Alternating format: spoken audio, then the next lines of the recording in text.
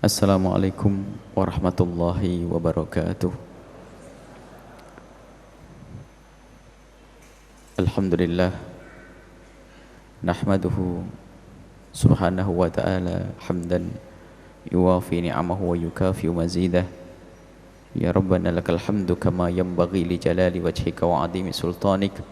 Subhanaka la nusti thana'an 'alaika anta kama athnaita 'ala nafsik. Falakal hamdu wa lakal syukru 'ala dhalik. Allahumma salli wa sallim ala habibina wa syafi'ina wa maulana sayyidina Muhammad wa ala alihi al-muttahharin wa ashabihi at-tayyibin wa tabi'ina lahum bi ihsanin ila yaumiddin. Allahumma ya Rabbana inna nas'aluka ilman nafi'a wa qalban khashi'a wa amalan mutaqabbala. Na'udzubika ya Rabbana min ilmin la yanfa' wa amalin la yurfa' wa qalbin la yahsha' wa 'ainin la tadma' wa nafsin la tashba' innaka anta ala kulli syai'in qadir. Allahumma ya Rabbana la tada' lana fi hadhihi al-lailatil mubarakati dhanban illa ghafartah wa la 'aiban illa satartah wa la maridan illa syafaitah wa la ghaiban illa radattah wa la jahilan illa 'allamtah wa la faqiran illa aghnaytah wa la hajatan min hawaijid dunya wal ukhra illa qadaitaha ya arhamar rahimin. Ushurna yawmal qiyamati ya Rabbana ma'a zumrati habibika sayyidina Muhammad wa tahta liwa'ihi. Allahumma ya Rabbana arzuqna at-taubata qabla al-maut wa syahadata 'inda al-maut wal jannata ba'da al-maut. Amma ba'du. Kami cintai yang kami muliakan, para pecinta ilmu, para hadirin, pemirsa, pendengar dimanapun anda berada, alhamdulillah, puji syukur kepada Allah atas karunia yang Allah berikan kepada kita, yaitu kita dikumpulkan di tempat ini. Semoga perkumpulan ini adalah muqaddimah perkumpulan kita kelak di surga bersama Nabi Muhammad sallallahu alaihi wasallam. Maka benahi niat kita kumpul di sini bukan untuk sombong-sombongan, bukan kita kumpul di sini untuk mencari dunia, akan tapi kita kumpul di sini ingat tujuan adalah kita untuk mencari ilmu, untuk bekal agar kita semakin dekat kepada Allah Subhanahu wa taala. Seperti biasa, sebelum membacaan kitab hikamnya Ibn Athaillah As-Sakandari, ada satu hadis dari Imam Bukhari rahimallahu taala yang diringkas oleh Ibn Abi Jamrah, yang saat ini kita sudah sampai ke hadis yang 139,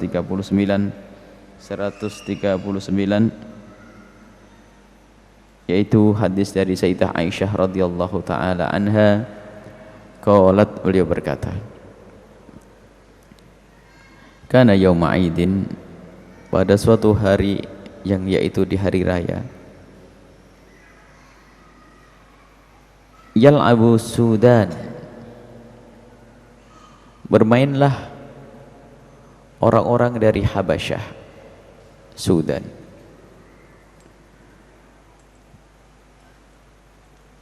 biddaraki, main dengan tameng yang untuk perang itu, semacam tarian tapi dengan menggunakan alat perang.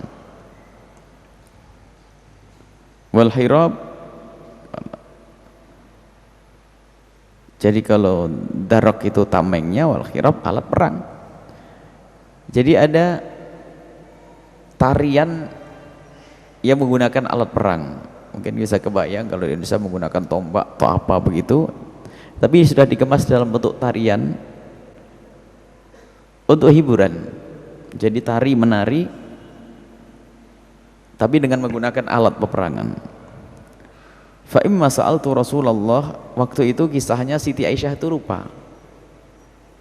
Apakah Rasulullah bertanya kepadaku atau aku yang bertanya kepada Rasulullah tentang ini?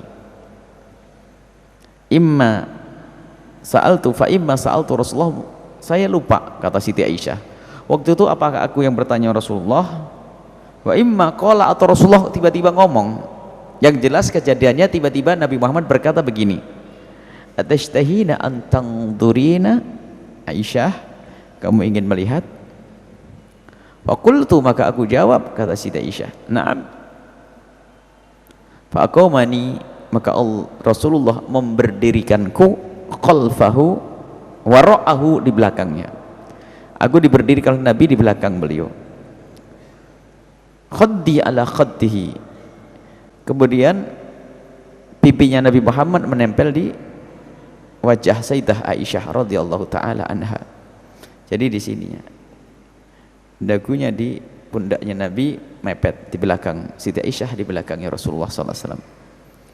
Wa yaqulu dunakum, wa yaqulu dunakum, kemudian Sayyidina Rasulullah itu berkata kepada orang yang lagi main takut berhenti, Nabi mengatakan dunakum, terus kan tidak apa-apa,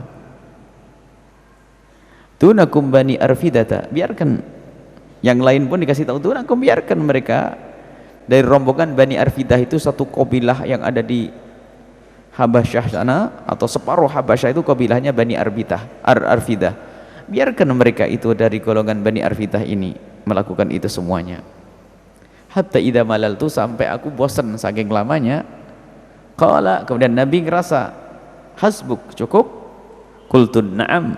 Qala fadhhabi, kalau itu boleh kau pergi wahai Aisyah.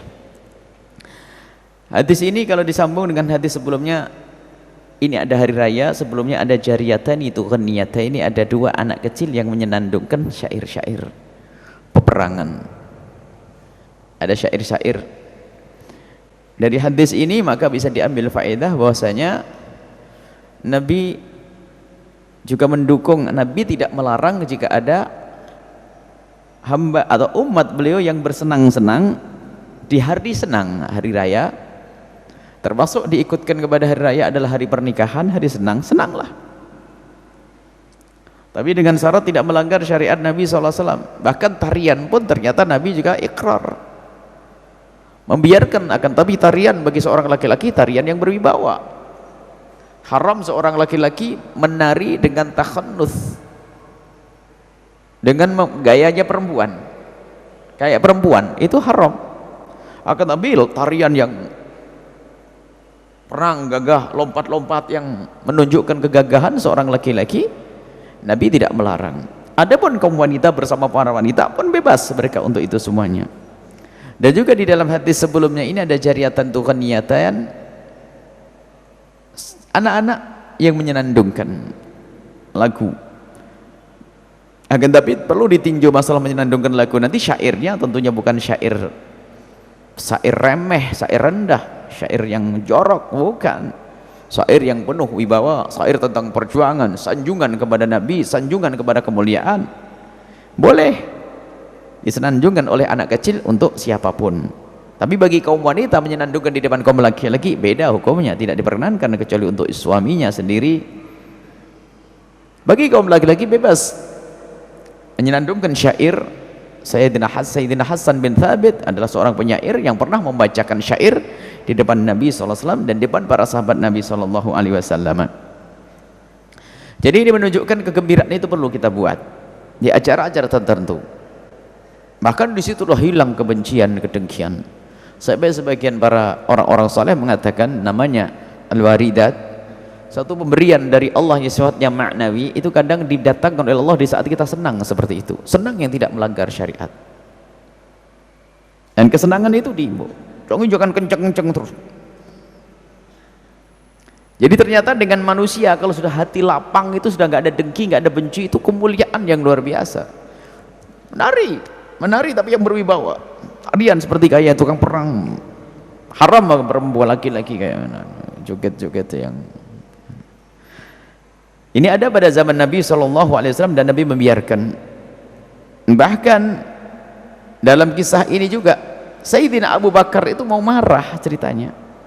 Waktu ada anak-anak kecil yang menyenandungkan lagu itu, Sayyidina Abu Bakar mau marah. Ternyata di saat Sayyidina Abu Bakar marah dan berkata ini adalah mizbarnya syaitan, ini suaranya syaitan ada di sini. Tidak mengerti kalau di situ ada Rasulullah. Ternyata Rasulullah mengatakan, "Enggak, biarkan dia. Ini adalah hari raya." Lihat begitu indahnya Nabi SAW membiarkan orang membuat hiburan, tapi hiburan yang syar'i. bukan bercampur laki perempuan, bukan desak-desaan, bukan itu. Kemudian syairnya berwibawa. Adapun masalah alat musik nanti ini pembahasan khusus. Yang jelas di sini adalah bergembira dengan tarian yang berwibawa bagi kaum laki-laki, bukan sesuatu yang terlarang, bukan sesuatu yang diharamkan. Baik. Kemudian yang kedua yang bisa kita ambil faedah di sini, bagaimana Nabi SAW memperhatikan. Kalau Nabi mungkin sudah hiburan Nabi bisa dengan cukup berzikir, dengan ingat kepada Allah. Para ulama, orang-orang soleh, zikir apa ibadahnya mungkin ke masjid, apa hiburannya adalah masjid ibadah. Tapi dia punya anak yang belum punya makom seperti dia, punya istri yang mungkin makomnya belum seperti dia, mungkin itu hiburan. Dan Nabi pun menanya kepada Siti Aisyah, Aisyah kamu pengen lihat? Ditemani oleh Rasulullah SAW. Kalau melihat sendiri Siti Aisyah tidak pantas, masa istri Nabi Muhammad melihat sendiri ada laki-laki yang menari. Ditemani oleh Rasulullah agar terhormat keadaan seorang istri tersebut, diletakkan di belakangnya. Dan begitu indahnya cara Nabi, Siti Aisyah di belakangnya, kemudian dagu beliau ada di pundaknya, kemudian wajah Siti Aisyah menempel di wajahnya Nabi Shallallahu Alaihi Wasallam. Gambaran tentang keindahan suami istri. Pengantin baru dok nempelnya, pengantin tua sudah tidak pernah nempel lagi. Ini model apa ini? Ini gambaran keindahan yang diajarkan Nabi. Ya, subhanallah. Itulah pendidikan yang luar biasa. Kebayang tuh, sampai ditahan oleh Nabi sampai puas, capek, puas. Pergilah wahai Aisyah. Nah ini adalah pendidikan keindahan dari Nabi SAW memperhatikan pasangannya. Dan memang tidak boleh kita menuntut orang seperti kita, asalkan bukan pelanggaran syariat. Kalau melanggar syariat tidak diperkenankan. Nabi tidak pernah ngajari melanggar syariat. Akan tapi bersenda gurau dengan yang halal, guyonan. Sayyidina Umar bin Khattab kejar-kejaran dengan anak beliau. Sayyidina Rasulullah pun juga pernah kejar-kejaran dengan Siti Aisyah. Nah ini wajar, hal-hal yang semacam itu bukan satu aib, karena untuk menghibur istri, menghibur anak, akan tapi ingat tetap ada batasan, yaitu tidak boleh melanggar syariat Nabi Shallallahu Alaihi Wasallam. Boleh kita berjalan ke satu tempat yang terhormat, apakah pinggir sawah makan di sana atau duduk-duduk di sana, kalau kita kiaskan dengan ini terhormat, tapi bukan di tempat yang di situ dibuka aurat, desak-desaan, ada lagu goyang pinggulnya segala macam. Nah, itu masuk neraka semuanya nanti. Akan tapi terhormat, hiburan yang kita bisa membuat hiburan di mana saja. Di tengah perjalanan mungkin lihat pemandangan indah, ayo kita berhenti sejenak di situ, barunya menuangkan kopi. Anak kecilnya biar main-main. Pernah kita lihat ada sebuah perjalanan, ada hutan, ternyata dilihat di situ ada bersih, turun di situ. Lakukan semuanya, buat keindahan buat anak-anak. Jangan anak-anakmu harus seperti engkau, kan gitu loh maksudnya. Oh, zikir Allah dan bagus, tapi anakmu belum bisa seperti itu. Jadi perhatikan mereka. Biarpun kelasmu kelas ustadz, jangan kelas ustadz. Nabi mengayomi, Nabi ngeladeni istri beliau Sallallahu Alaihi Wasallam. Dan inilah adalah pendidikan keindahan. Kemudian juga Nabi Sallallahu Alaihi Wasallam, selagi sesuatu itu boleh, jika khawatir orang itu merasa dilarang, malah dijelaskan Nabi. Maka Nabi waldunakum, ya udah terusin. Kalau diem tak bingung nanti, ini diemnya marah atau enggak marah, kan begitu. Nabi begitu lapang nanti. Sa'idunnakum, ayo alzamu, terusin. Sebab kadang ada gurunya kan enggak enak. Aduh, berhenti. Menghormat, bagus menghormat. Dan para orang-orang Habasyah tadi itu juga ada ragu di saat Nabi di situ. Apakah ini termasuk sul adab dan sebagainya? Rupanya Nabi mengatakan, "Dunakum, ayo teruskan, enggak apa-apa." Boleh. Jadi bagi siapapun yang ternyata jika keberadaannya nanti menjadikan orang itu sungkan, hendaknya dijelaskan kalau dia tidak masalah. Bebas enggak apa-apa. Apa itu? Sesuatu yang tidak melanggar syariat Nabi Sallallahu Alaihi Wasallam. Baik, ini saja insyaallah muqaddimah dengan hadis Nabi Sallallahu Alaihi Wasallam. Kita langsung kepada hikmah yang selanjutnya, yaitu hikmah yang ke-100, yang 219. Qala al-musannif rahimallahu ta'ala, nafa'ana Allah bihi wa bi ulumihi wa bi ulumikum fid dharain ila. ini ila qala ma tajiduhul qulubu minal humumi wal ahzani fali ajli ma muni'at min wujudil iyani.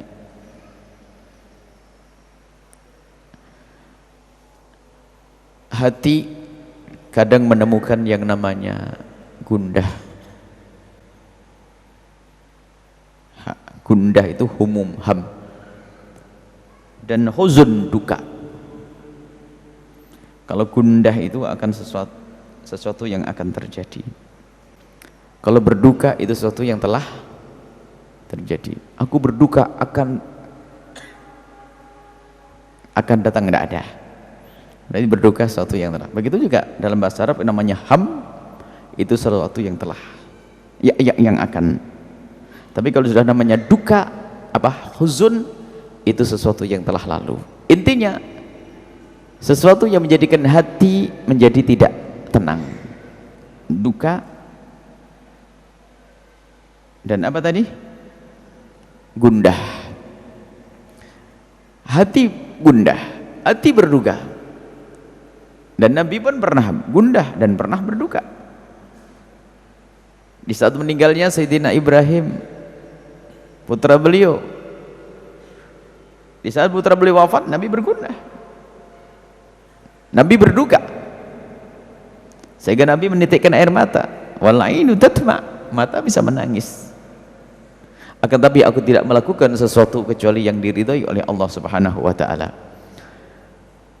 Fali ajli, maka ini kalau orang masih berduka kemudian ada ham, gundah, maka li ajli mamuniat, karena terhalangnya hatinya min wujudil ayani dari menyaksikan Allah Subhanahu wa taala, melihat Allah. Nah, Nabi kok berduka tadi, gimana ini? Nah, ini ada satu langkah. Seorang manusia, bashar, manusia, di situ ada jasad lahir yang dipukul sakit. Tapi urusan duka dan gundah tidak ada hubungannya dengan jasad. Akan tapi hubungannya dengan hati. Sebab ada orang dicubit senang, dicubit sama istrinya, suaminya, cubit-cubitan, senang. Sedikit sebentar, ada senang. Jadi tidak ada hubungannya dengan ini. Tapi ternyata di dalam hati itu, nah, seseorang manusia punya hati yang kadang-kadang di saat misalnya mau bekerja, tatonya bangkrut, gundah. Janjian sama orang yang dia akan bisa membantunya, tak tahu nggak jadi bantu, nggak enak, terus begitu. Rencananya gagal, cita-citanya nggak tercapai. Kalau tidak gundah ya berduka. Duitnya hilang, berduka. Nah, ini manusia. Akan tapi setelah itu, ini harus melalui masa semacam ini untuk mewujudkan satu sifat yang sangat mulia di dalam diri seorang hamba, yaitu ridho, rela dengan apa yang Allah tentukan untuknya. Jadi yang namanya gundah ini justru itu adalah tangga untuk mencapai kemuliaan. Tapi tidak boleh kita berhenti sampai di sini. Tidak boleh susah terus. Seorang bangkrut jadi melarat, susah, gundah, menangis mungkin. Jatuh bangkrut. Ada yang meninggal atau apa? Sakit dan seterusnya. Dia bergundah, merasa sakit. Orang sakit merasa sakit. Kefakiran menjadikan sakit, menjadi bingung dan seterusnya. Gundah. Nah, akan tapi tidak boleh orang berlarut-larut di sini. Lah kalau terus berlarut-larut di sini, nah tidak akan bisa sampai kepada Allah Subhanahu wa taala. Maka Ibn Abdullah, kalau orang masih di dalam hatinya terus gundah yang tidak ada hentinya, itu berarti terhalang dia dengan Allah. Akan tapi hendaknya kita segera berpindah sehingga sampai makom ridho. Nanti ada iyan. Makam iyan itu adalah makamnya orang yang merasakan dirinya selalu melihat Allah. Yakin, bahkan sebagian mengatakan makom setelah yakin. Kalau yakin akan tapi setelah makamnya Imam Ali, laqad syifa'an lal ghita'u masdatu yaqina, yakin Imam Ali bin Abi Thalib itu adalah mengatakan seandainya tabir itu disingkap lalu kelihatan neraka dan kelihatan surga, sudah tidak bertambah lagi keyakinanku tentang surga dan neraka. Kenapa? Biarpun aku tidak melihat, aku sudah yakin. Saya yakinnya tingkat. Nah, kemudian ayan itu betul-betul lah gitu, sudah kebuka seolah-olah ngelihat. Jadi dengan Allah, melihat Allah sampai makom yang sudah pernah kita sampaikan, tidak melihat sesuatu kecuali yang kelihatan adalah Allah Subhanahu wa taala.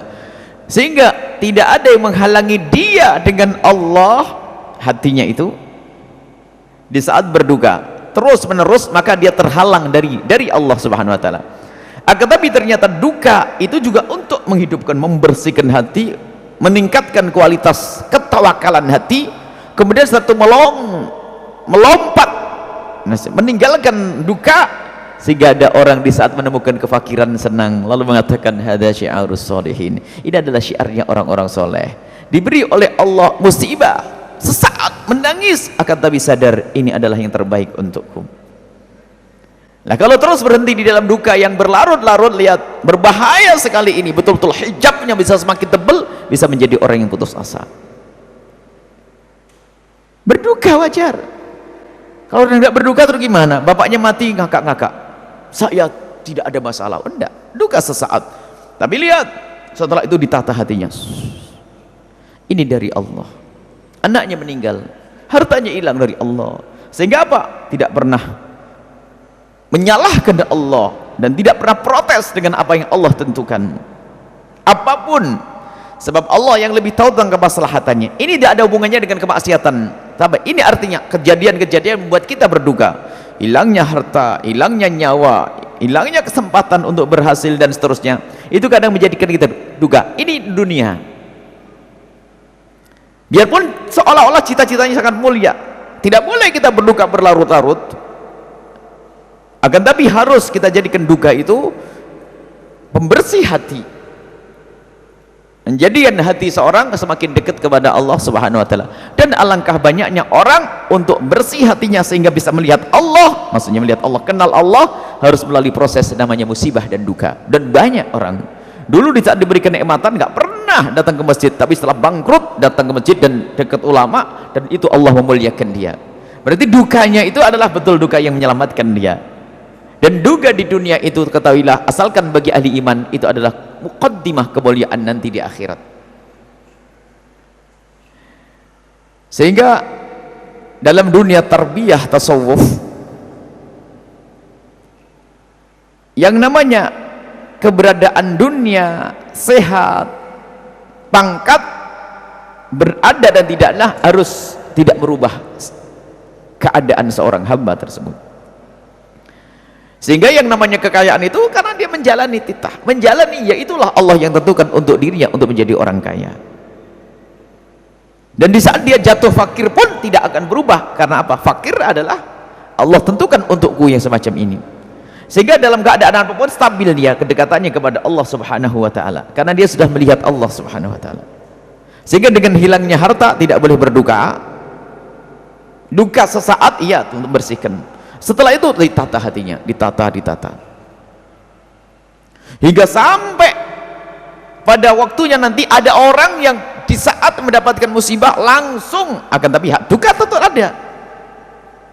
Sebab kalau nggak ada duka itu nggak ada mujahadah nanti. Dan kalau ada orang tidak punya duka, nggak punya mujahadah, nggak punya jihad untuk bagaimana memerangi rasa duka tadi agar aku tidak berlarut-larut, ingat pasrah kepada Allah Subhanahu wa taala. Ingat di sini ridha kepada Allah yang tentukan untuknya tentang kekurangan, tentang musibah, tentang ini. Sehingga ada gelar orang-orang sabar. Sabar itu tempatnya tinggi. Imbalannya akan diberi oleh Allah sesuka Allah. Artinya tidak seperti hitungan amal yang lainnya. Kalau amal itu ngamalkan 10 kali lipat sampai 700 kali lipat. Tapi yang namanya kesabaran Allah akan beri Allah sesuka Allah. Nah, ini kemuliaan.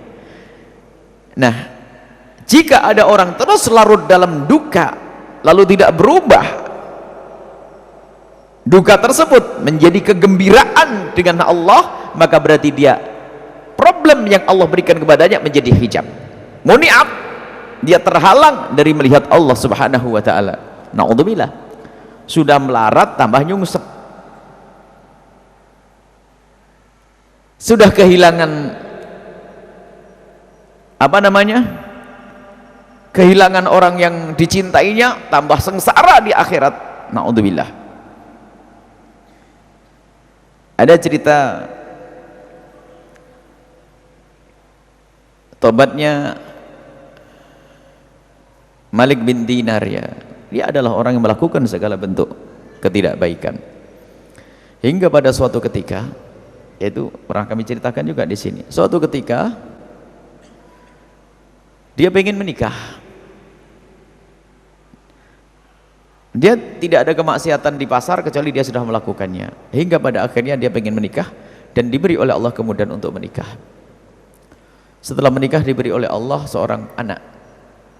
Dan anak ini betul-betul anak yang memang niatnya benar waktu menikah, biarpun dia penjahat, tapi dengan nikah dia ingin menghindar dari kemaksiatan. Terlintas niat baik di dalam hatinya, pengen nikah. Padahal kalau dia terus larut dalam berzinaan, dia akan melakukan itu semuanya. Tapi tiba-tiba ingin menikah, dan menikahlah Malik bin Dinar. Dikarunia oleh Allah seorang anak wanita, seorang anak perempuan, anak kecil, anak perempuan. Ternyata anak perempuan ini luar biasa. Sampai dia tuh kalau melihat anak, ternyuh dengan anak ini. Di saat dia mulai bisa ngomong, 2 tahun mulai ngelangkah. Setiap kali aku mau minum khamr, anakku tiba-tiba datang dan mengambil khamrku. Bukan diminum dan dibuang. Karena saya mencintai anakku, saya tidak bisa marah dengan anakku. Di saat aku melakukan kemaksiatan, tentu anakku pasti datang dan menahanku untuk tidak melakukan kemaksiatan. Sampai umur 3 tahun, diambillah anak itu oleh Allah, meninggallah sang anak. Setelah meninggal sang anak, aku kembali kepada kemaksiatan. Putus asa. Aku benar-benar putus asa, bahkan kejahatanku lebih dari sebelumnya. Hingga bisikan setan mengatakan kau harus mabuk melebihi dari mabukmu terdahulu. Aku mabuk saat itu melebihi dari mabukku pada tahun-tahun sebelumnya. Aku mabuk hingga di dalam mabukku itu dilanjutkan dengan tidur lalu bermimpi. Di dalam mimpinya datanglah kiamat. Dan di saat datang kiamat, tiba-tiba dia berada di satu tempat yang mengerikan. Di tempat tersebut ada api, di sebelahnya ada api, di sebelahnya ada ular. Pertama ada ular mendekat, dia ketakutan. Ada orang tua lalu berkata, bapak tolong saya mau dimakan ular nih. Kata orang tua tersebut, saya tidak bisa memberikan pertolongan kepadamu, pergilah ke sana, mungkin di lorong itu. Dia masuk ke lorong, tak tahu di lorong satu tembus ke tempat api tersebut. Di sini ular, depannya adalah api. Bingung dia. Di saat seperti itu bingung, mau ke depan api, ke belakang adalah ular. Dan di saat dalam ketakutan tersebut ternyata ada suara anak-anak kecil. Lalu anak kecil menyeru kepada Fatimah, anaknya dulu namanya Fatimah yang meninggal. Fatimah, adriki abak, tolong bapakmu itu, tolong bapakmu itu. Tolong bapakmu itu. Dia bingung. Fatimah, akhirnya datanglah Fatimah, anak kecil. Datang tiba-tiba anak itu mendekat, langsung yang namanya ular menjauh dan juga api pun menjauh. Lalu kaget, ini anakku adalah anakku, dan aku peluk anakku seperti aku memeluk waktu dia hidup.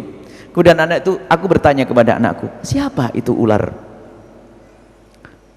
Ular dan api itu adalah segala kemaksiatanmu. Lalu siapa itu orang tua tadi?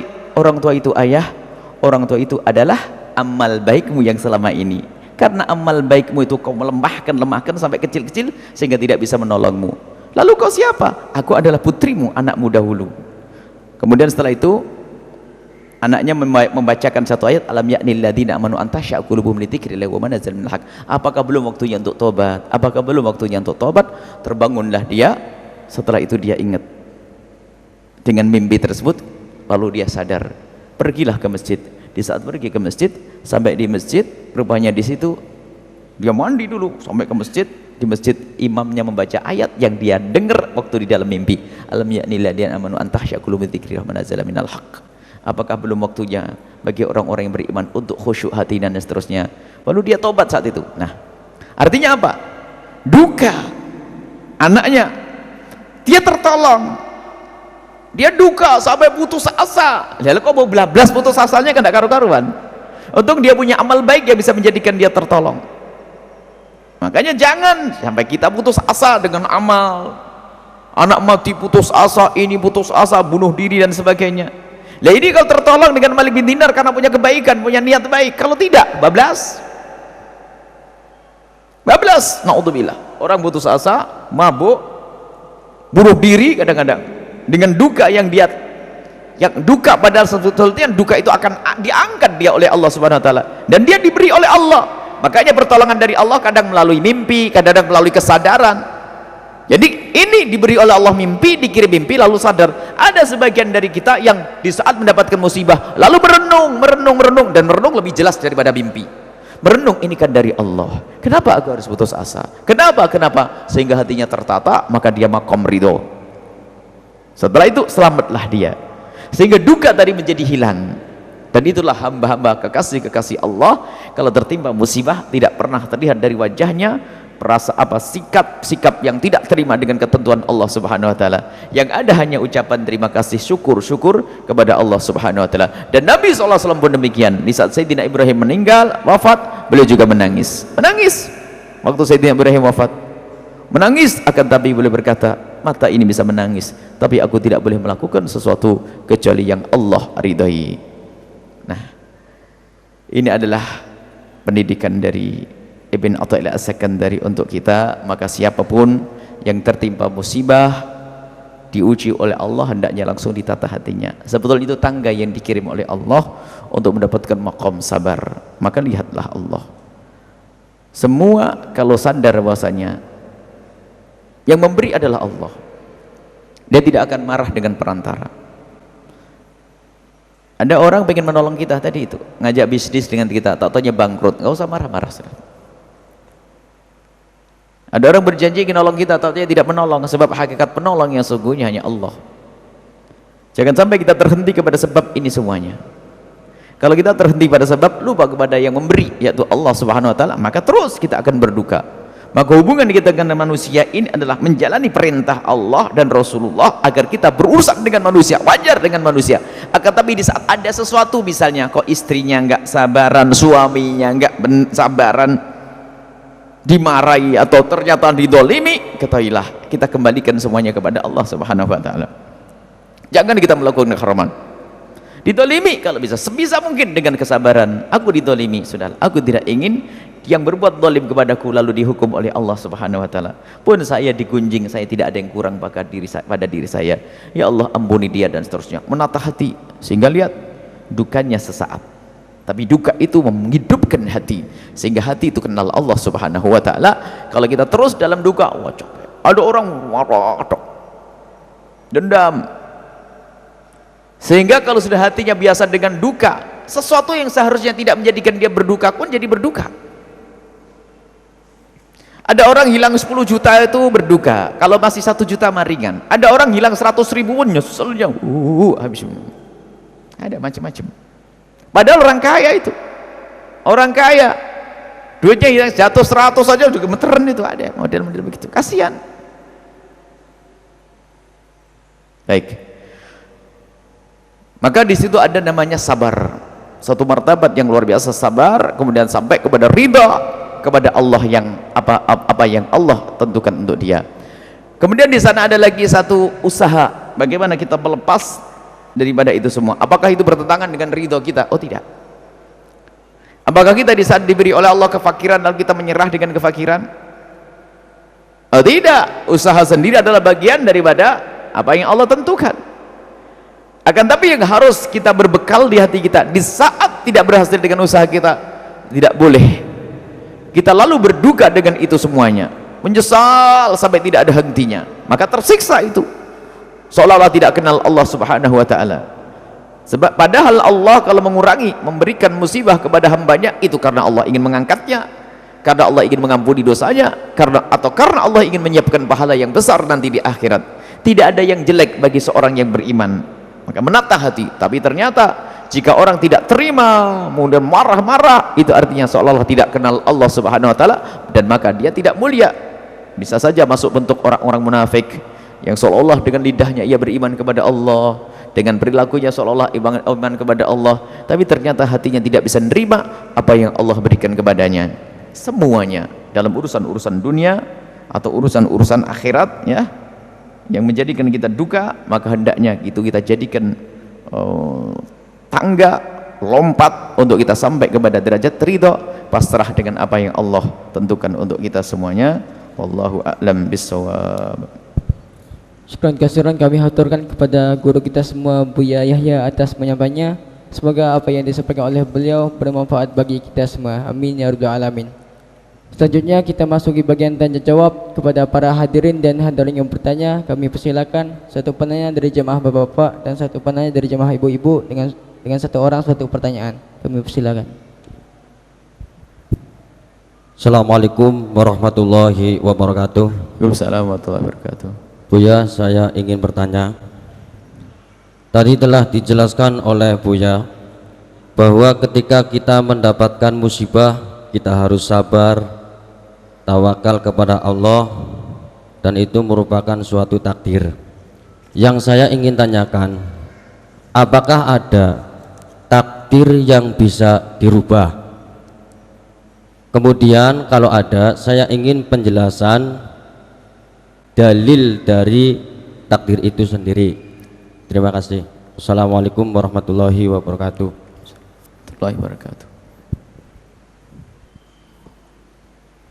Assalamualaikum warahmatullahi wabarakatuh. Buya, apabila ada musibah bagi seorang hamba, bagaimana cara kita membedakan bahwa musibah itu adalah sebuah bentuk hukuman dari Allah, dicabut nikmat dari Allah, atau itu merupakan sebuah ujian atau cobaan untuk menaikkan derajat? Mohon penjelasannya. Terima kasih. Wassalamualaikum warahmatullahi wabarakatuh. Bismillahirrahmanirrahim. Takdir itu apa yang Allah tentukan kepada kita. Allah menakdirkan kita untuk duduk di sini adalah takdir. Dan duduknya kita di sini sudah diketahui oleh Allah dari zaman azali. Jadi tidak ada takdir itu dirubah. Siapa yang bisa merubah takdir? Takdir tidak akan bisa dirubah. Ada namanya nanti qada dan qadar, itu bukan takdir. Qada, qadar, ketentuan Allah. Ketentuan Allah, qada, qadar. Jadi Allah qada, qadar. Qada, ketentuan Allah, apa pengetahuan Allah terhadap sesuatu yang akan terjadi, dan ketentuan apa pengetahuan Allah terhadap apa sesuatu yang telah terjadi dan sedang terjadi. Jadi qada qadar itu maknanya adalah pengetahuan ilmu Allah kepada sesuatu yang telah terjadi, sedang terjadi, dan akan terjadi. Jadi Allah tahu kalau kita punya cucu berapa puluh, biarpun kita belum tahu. Kita mati di mana Allah tak tahu. Dan perwujudannya saat ini, loh, ini takdir Allah sesuai dengan qada dan qadarnya Allah Subhanahu wa taala. Qada qadar sudah diketahui oleh Allah, ya tidak berubah, sebab pengetahuan Allah tidak berubah bahwasanya orang ini akan mati di sini dan sebagainya. Cuman dalam bahasa manusia ada orang yang berkata bahwasanya Anda sifatnya tidak ada bisa merubah takdir kecuali doa. Itu dalam bahasa manusia. Pada hakikatnya doa dengan usaha adalah sama. Usaha lahir, doa bagian daripada usaha. Kemudian yang namanya berusaha juga usaha untuk berubah. Contoh, kalau saya haus, maka saya berusaha, saya mengambil air, kemudian air itu merubah takdir Allah yang tadi haus. Seolah-olah begitu kan bahasa manusia, padahal bukan merubah takdir haus saya, tapi saya mengambil takdir baru lagi, yaitu saya menjadi seger setelah saat haus. Ada takdir baru lagi, karena takdir Allah tidak akan dirubah. Itu sudah, haus saya tetap terjadi, bukan berarti tidak terjadi. Kemudian agar haus saya hilang, saya ngambil air, dan waktu saya mengambil air itu bagian daripada takdir Allah, bukan berarti saya merubah. Tidak, takdir haus tetap terjadi. Terjadi atau belum? Sudah terjadi haus, kemudian saya mengambil air, saya minum, berarti ini saya mengambil takdir baru lagi. Ada orang dalam kemiskinan, kemudian dia berusaha, bekerja dan sebagainya, bukan berarti innallaha la yughayyiru ma biqaumin hatta yughayyiru ma bi anfusihim. Itu dalam bahasa kita, Allah tidak akan merubah yang ada pada kaum itu kecuali mereka merubah diri mereka sendiri. Bahasa kita arti apa? Kamu harus berusaha, tapi yang bakal merubah hanya Allah, dan sesuai dengan ketentuan Allah, sesuai dengan takdir Allah. Qada qadar Allah sudah apa yang Allah ketahui. Nah, di saat seseorang berdoa, ada fakir, tahun 2005 adalah dia fakir, 2030 itu kaya raya, tapi dia tidak tahu kan, belum tahu. Kalau tahu kan bingung nanti ini. 2030 dia kaya, cuman menuju kekayaan dia berusaha, bisnis, berdoa, terus bisnis berdoa. Dalam bahasa kita seolah-olah dari usaha dan doanya bakal merubah, padahal sudah diketahui Allah. Nah ini takdirnya Allah, ini bahwasanya dia bakal kaya, ya sudah diketahui oleh Allah dan tidak akan berubah. Cuman dalam bahasa manusia berubah, karena itu dalam bahasa manusia. Makanya jangan sok jadi Tuhan. Selagi engkau adalah manusia, di hadapanmu adalah engkau punya akal, dan dengan akalmu kau gunakan. Kalau kamu haus, pergi kemana engkau? Mengambil air. Jangan sok, kalau memang saya jatahnya puas dengan air, kan pasti puas biarpun saya tidak ngambil air. Jadi bodoh. Nah makanya anehnya itu orang sok bicara gaya Tuhan di dalam hal ini, tapi di saat bicara qada tadi bicaranya nggak mau bahasa Tuhan. Nah inilah ini. Sehingga di saat terjadi apa-apa ini takdir, gitu ya, takdir itu. Ini kita sering salah di dalam hal ini. Jadi apa yang Allah tentukan akan terjadi, cuman kita tidak tahu. Tapi Allah memberikan kepada kita akal agar kita melihat masa depan kita. Saya berangan-angan mau ke sana, tapi yang menentukan tetap Allah. Ya contoh pernah kami hadirkan, kalau kita ke Tegal itu ke arah kanan, Indramayu ke arah kiri. Indramayu ke arah kiri, ke Tegal ke arah kanan. Tiba-tiba ada yang ngasih bonus mampir ke At-Taqwa sini, yang mendapatkan kupon besok jam 10 pagi ngambil duit 20 juta di kota Tegal, di pendopo kota Tegal. Jalan di pendopo kota Tegal. Baik, bener ini, dan tidak bohong. Yang ngomong Buya sama timnya kok mesti bener kan, gitulah, karena tidak bohong nih. Ibu dapat berlima dapat. Kira-kira besok pagi ibu pergi kemana? Ke arah kanan ke Tegal atau ke kiri? Ke kanan, karena ibu sehat, bapak sehat. Ada enggak yang kira-kira ngomong, kalau memang takdir saya sampai ke Tegal pasti saya sampai belok kiri ke arah Indramayu? Itu hanya orang gila. Makanya sama, kalau orang ingin surga, ya sudah, jalan surga itu ibadah. Nggak boleh ngomong, ya kalau memang saya ahli surga biarpun saya maksiat kan masuk surga. Nah itu kayak orang gila tadi, mestinya ke kanan ke Tegal, belok kiri.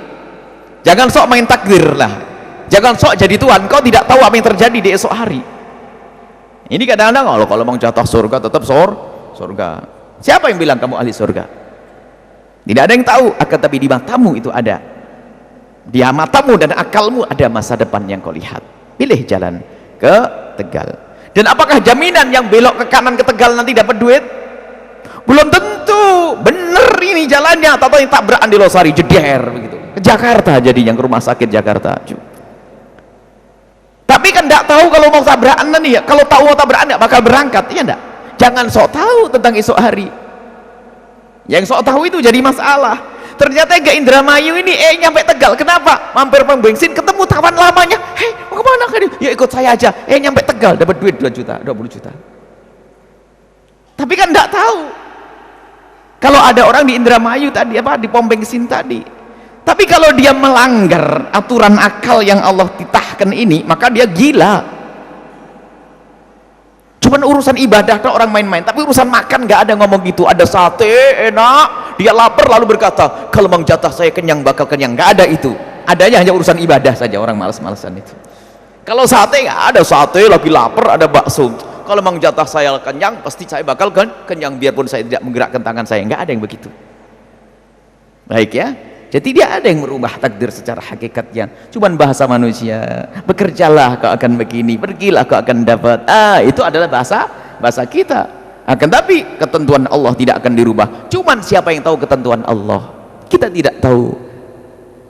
Akan tapi Allah memberikan kepada kita akal untuk memilih, termasuk memilih surga dan neraka. Tidak tahu kita ini jatahnya di surga atau di neraka. Cuman itu yang dijelaskan, kullun yassara lima khuliqalah. Semua itu akan dimudahkan ke jalannya, itu jalan surga, jalan neraka. Kalau orang ahli neraka paling gampang menuju jalan neraka. Kalau orang ahli surga, jalannya ke surga. Allah yang titahkan, Allah yang akan mudahkan untuk itu semuanya. Makanya titi jalan surga kalau pengen jadi ahli surga, supaya di hadapan manusia pun dibilang orang sehat, bukan orang gila tadi ngambil duit ke Tegal pergi ke Indramayu, bukan. Oh sini saya surga. Nah ini adalah masalah takdir, qada, qadar dan takdir. Itu sudah pembahasan yang kita sederhanakan. Kemudian ada lagi biasanya orang itu ngentengin, ini masalah akidah sebenarnya, masalah akidah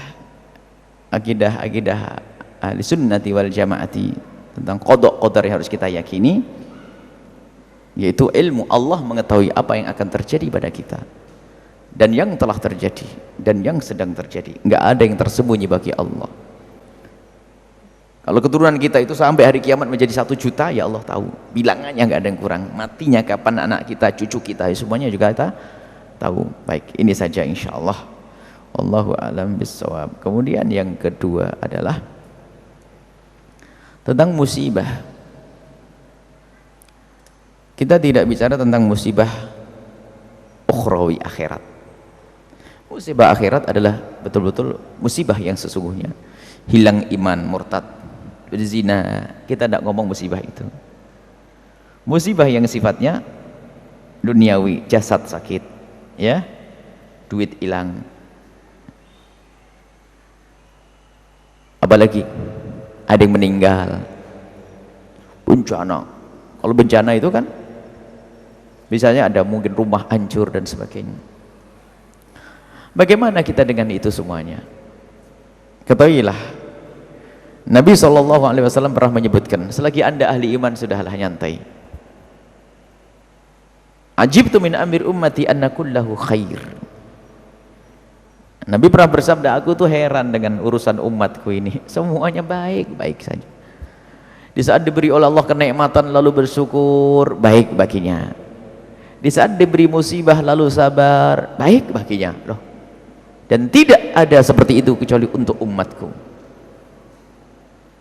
Tapi kalau orang kafir, lihat, di saat diberi kenikmatan menggunakan kemaksiatan baik, dihukum lagi oleh Allah lebih parah lagi. Bahkan kenikmatan yang Allah berikan kepada orang kafir itu ternyata untuk memberatkan nanti hukumannya di akhirat. Allah, semuanya orang kafir kalau diberi oleh Allah dengan segala kenikmatan itu ternyata untuk memberatkan nanti bebannya di akhirat, karena Allah ingin menyiksanya lebih pedih lagi.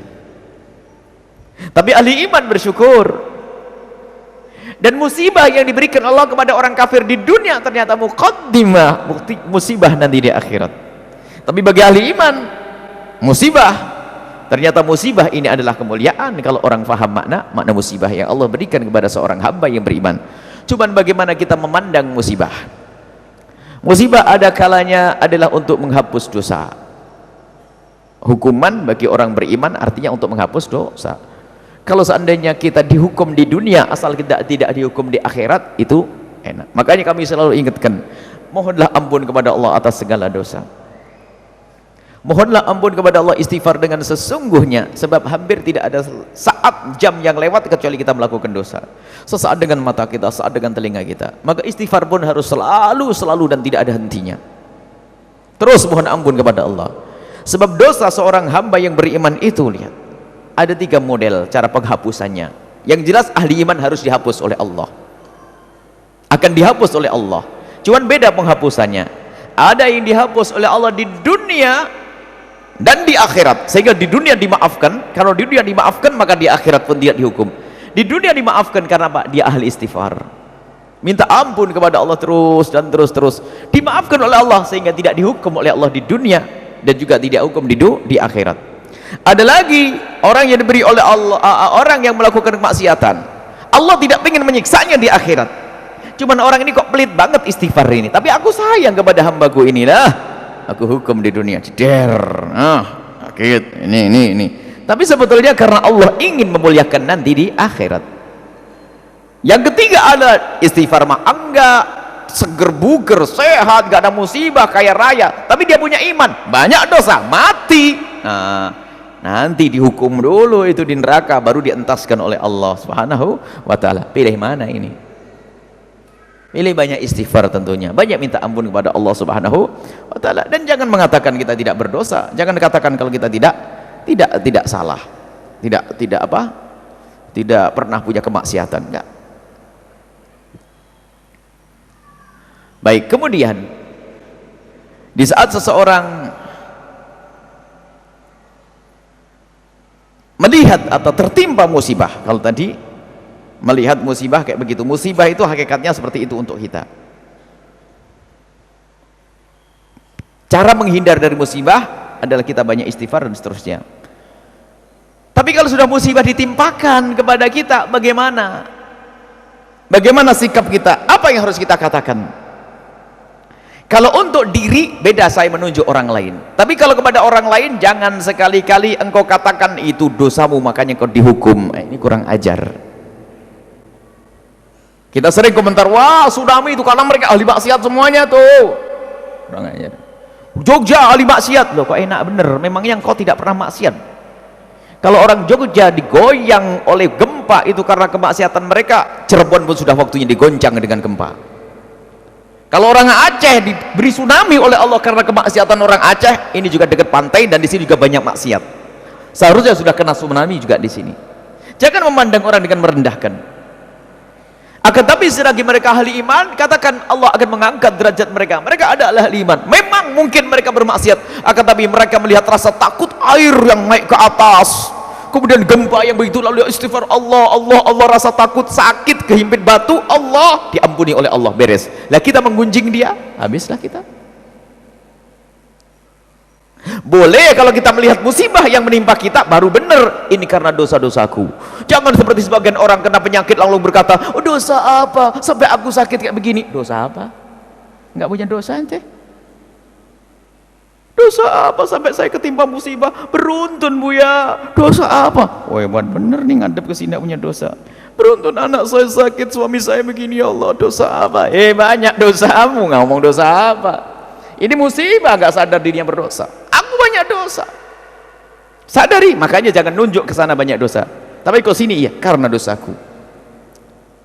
Jangankan kok musibah seperti itu. Abu Yazid Al-Bustami gara-gara gak bisa bangun malam saja langsung sadar aku pasti punya dosa, sampai aku tidak dibangunkan oleh Allah, sehingga aku tidak diberi kenikmatan bangun malam oleh Allah. Nginget dosa itu, sudah berdosa tidak merasa berdosa, dan memang manusia paling dosa adalah sudah berdosa nggak merasa berdosa. Itu dosa paling dosa tuh, nggak pernah ngaku salah. Ini kan repot ini.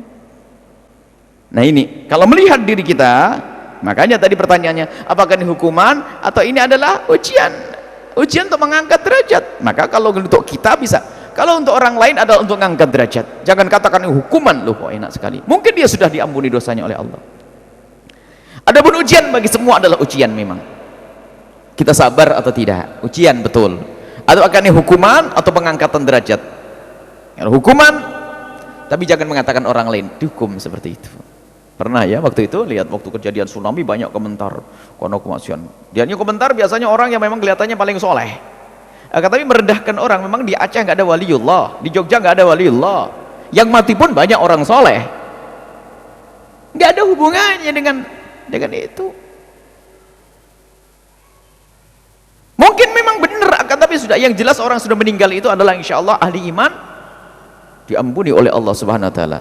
Apalagi yang tenggelam, mati mendadak, mati karena kegencet semuanya, dikatakan mati syahid dalam banyak riwayat. Nah mati kita kayak apa?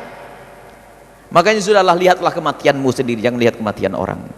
Kematianmu nanti bagaimana? Kalau Allah mematikan kita dalam keadaan kita ngaji, alangkah indahnya. Dalam keadaan kita sholat, alangkah indahnya. Dalam keadaan kita mulia, itu yang perlu kita hadirkan di dalam kita, melihat kematian kita sendiri.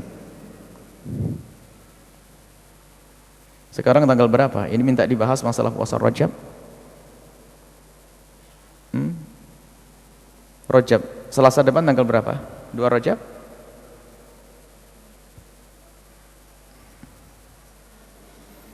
Hah? Berapa? Tanggal 20 Rajab. Enggak, Rajab sekarang tanggal berapa? Dari mana ini informasi? Hah? Kalau betul jadikan sama. Baik, puasa Rajab adalah sunnah yang dikukuhkan. Sunnah secara umum tidak dikukuhkan, sudah begitu saja. Puasa Rajab adalah sunnah. Hadis yang diriwayatkan oleh Imam Muslim rahimahullah taala tentang dari Sayyidina Uthman ibn Hakim dari Sa'id ibn Jubair, beliau bertanya dengan Sayyidina Anas, an saumi yaumi Rajab wa nahnu hina idzin fi Rajab. Jadi sahabat Nabi bertanya kepada Sayyidina Abdullah bin Abbas dan Sayyidina Anas tentang puasa bulan Rajab. Dan waktu itu kami berada di bulan Rajab. Apa jawab Sayyidina Abdullah bin Abbas? Nabi Muhammad karena Nabi sallallahu alaihi wasallam Rasulullah sallallahu alaihi wasallam yasumu, berpuasa hatta nakula la yuftir. Nabi pernah di bulan Rajab puasa terus, setiap hari puasa di bulan Rajab, hampir tidak terlihat kalau beliau itu berbuka di bulan Rajab. Berarti ada puasa bulan Rajab. Wa yuftir, pernah suatu ketika di tahun yang lainnya Nabi itu berbuka tapi hampir tidak puasa tapi hanya sedikit, beberapa hari saja. Yang jelas puasa Rajab bukan bid'ah, tetap sunnah. Bagi yang ingin puasa Rajab, puasalah, jangan sampai berubah menjadi bid'ah seperti yang disampaikan sebagian orang. Puasa Rajab kok bid'ah? Memang ada riwayat hadis tentang riwayat hadis yang palsu seperti yang dikatakan Imam Suyuti. Imam Suyuti mengatakan ada riwayat palsu tentang Rajab, ada tambahan-tambahannya tentang bulan Rajab, pahala ini itu kan. Cukuplah ini, yang penting puasa Rajab adalah bukan bid'ah, selesai. Adapun keutamaan satu persatu dan sebagainya, Imam Suyuti mengatakan banyak riwayat tentang puasa Rajab adalah palsu. Selagi banyak riwayat palsu, tidak usah pakai riwayat palsu, riwayat yang jelas saja sudah. Yang jelas puasa Rajab adalah Nabi pernah puasa, dan selagi Nabi pernah berpuasa, kecuali itu tentu hari yang mulia, hari yang dipilih Nabi SAW. Adapun kisah Nabi meninggalkannya, begitulah yang namanya sunnah. Sunnah itu adalah sesaat Nabi melakukannya, sesaat Nabi meninggalkannya. Bahkan Nabi sholat tarawih sendiri itu kisahnya, Nabi melakukan di hari pertama, diikuti sahabat Nabi hari kedua, diikuti sahabat Nabi hari ketiga, diikuti sahabat Nabi hari keempat, diikuti sahabat Nabi hari kelima. Nabi nggak keluar, tidak melakukannya. Di esok harinya baru Nabi berkata, aku tidak keluar sengaja, aku takut diwajibkan atas kamu. Jadi Nabi meninggalkan itu bukan menjadi haram, tapi karena Nabi takut diwajibkan. Kecuali ada larangan, jangan kau puasa di bulan Rajab. Ada riwayat palsu dari Sayyidina Umar, Nabi Muhammad melarang puasa bulan Rajab, riwayat palsu juga. Nggak ada larangan puasa di bulan Rajab, silahkan kalau puasa bulan Rajab, puasa. Ini adalah secara umum tentang puasa Rajab, dan insya Allah kami hadirkan ini setiap tahun sudah kita hadirkan. Mungkin tidak perlu diulang-ulang yang secara detailnya, yang jelas itu ada riwayat seperti itu. Kemudian juga riwayat dari Imam Abu Dawud tentang Abu Mujibah al-Bahili, seorang yang pernah datang kepada Nabi SAW setelah ketemu Nabi lalu pergi.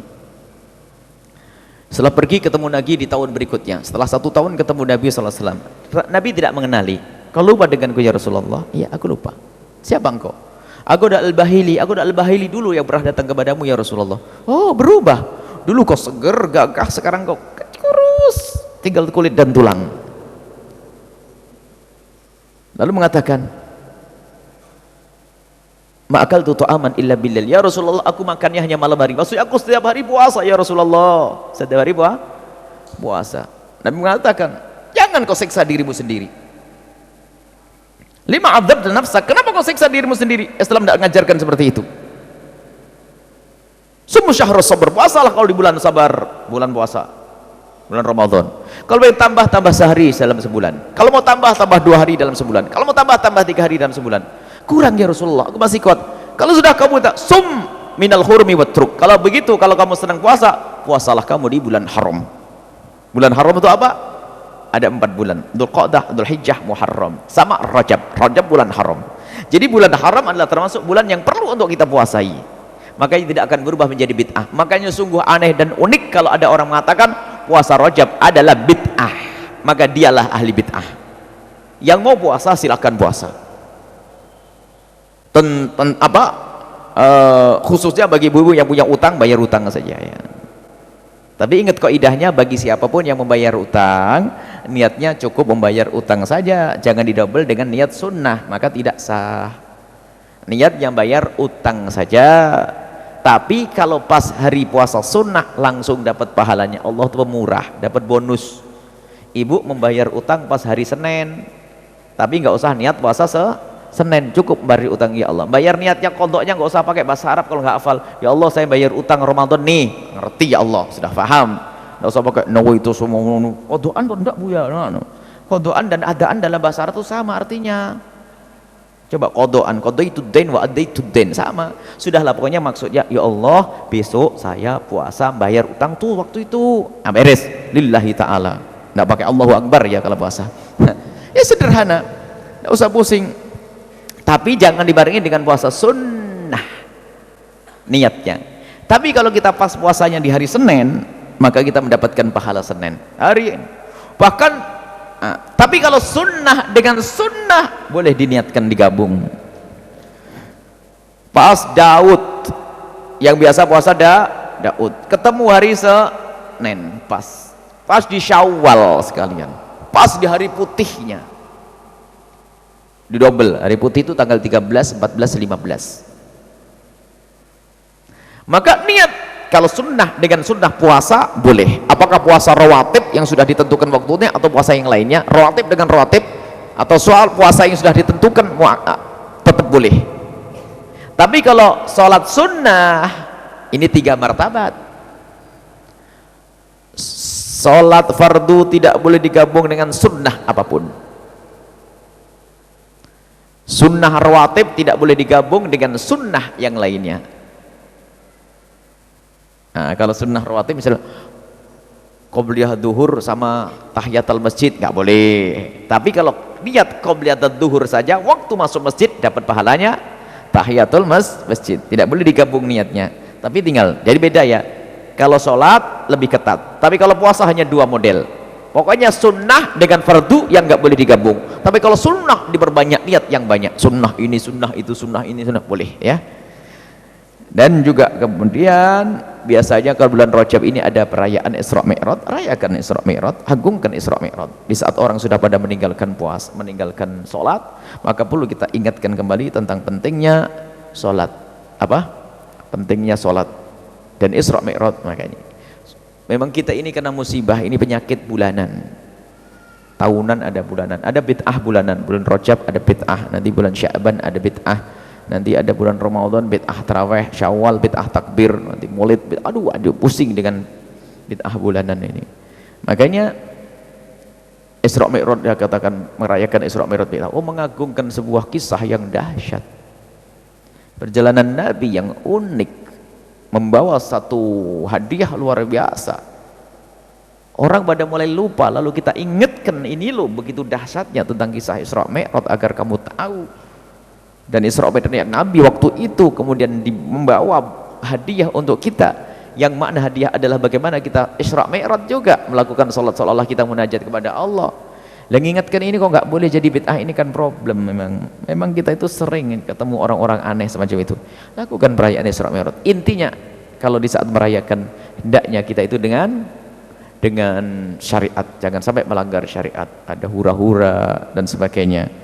Kemudian juga mohon didoakan salah satu sesepuh pondok yang bernama Habib Uthman ada mengadakan operasi. Semoga Allah memberikan kesembuhan, dan beliau adalah berjuang di pondok yang luar biasa. Saudara daripada Habib Hasan Al-Kaf yang baru wafat. Habib Hasan Al-Kaf semoga diampuni oleh Allah Subhanahu wa taala yang sudah wafat, dan Habib Uthman lagi operasi mata yang semoga, karena beliau dan kakinya juga sakit, beliau adalah termasuk orang yang rajin memperhatikan pondok. Beliau nyesel kalau tidak bisa melihat pondok, beliau nyesel kalau tidak bisa jalan ke pondok. Semoga mata beliau dikembalikan oleh Allah dan kakinya juga berkesehatan. Dan juga ada Habib Abu Bakar Akaf wafat tadi malam, tadi sore, dan insyaallah dafan dikubur besok. Habib Abu Bakar Al-Kaf, semoga Allah mengampuni beliau dan mengangkat derajat beliau. Al-Fatihah.